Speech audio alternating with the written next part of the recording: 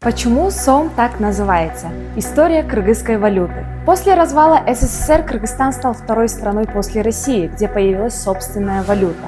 Это произошло 10 мая 1993 года. Так появился СОМ, слово, которое в тюркских языках означает «чистый» или «настоящий». Первые купюры казались почти игрушечными, их было всего 3 – 1, 5 и 10 сомов.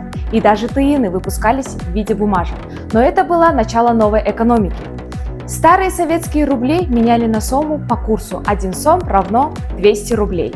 Обмен был ограничен по времени и проводился строго по паспорту.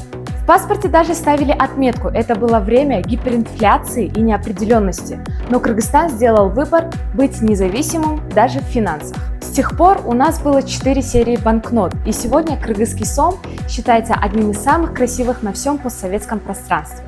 У сома не просто курс, у него история, которой стоит гордиться. Гульнура Салиева, репортер KG, следите за новостями вместе с нами.